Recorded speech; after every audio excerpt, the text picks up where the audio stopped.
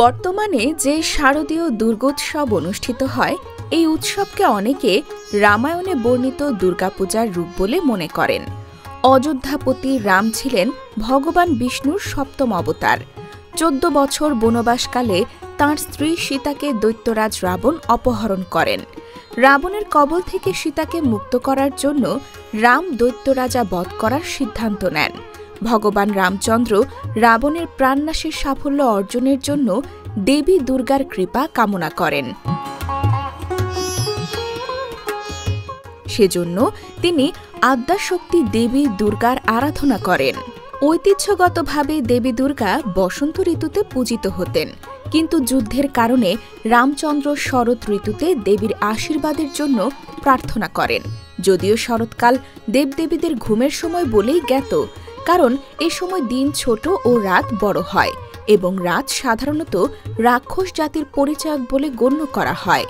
প্রথা অনুযায়ী দেবী দুর্গার অষ্টম বিহিত সন্ধি পূজায় 108টি নীলপদ্মের প্রয়োজন হয়, কিন্তু অনেক চেষ্টার পরও রামচন্দ্র শুধু 107টি পদ্মের ব্যবস্থা করতে পেরেছিলেন। এ সময় নিরুপায় হয়ে তিনি 108তম পদ্মস্বরূপ তার নিজের চোখ উপড়ে নিতে বাধ্য হন। কথিত আছে যে পতিত পাবন রামের চোখকে নীলপদ্মের সঙ্গে তুলনা করা হতো বলে তার অপর নাম ছিল পদ্মলোচন। যা হোক, মা দুর্গা রামের একনিষ্ঠতা দেখে খুশি হয়ে স্বয়ং রামের সামনে আবির্ভূত হন এবং দৈত্যরাজ রাবণকে যুদ্ধে পরাজিত করার জন্য রামচন্দ্রকে আশীর্বাদ করেন।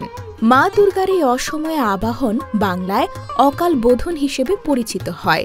তারপর থেকেই শরৎকালে দেবী দুর্গার পূজা প্রচলিত হয়।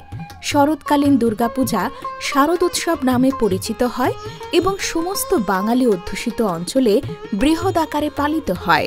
বসন্তকালীন দুর্গাপূজা বাসন্তী পূজা নামে পরিচিত, যা ঐতিহ্যগতভাবে মূল দুর্গাপূজা হলেও শারদীয় দুর্গাপূজা উদযাপনের উন্মাদনায় তা প্রায় হারিয়ে গেছে।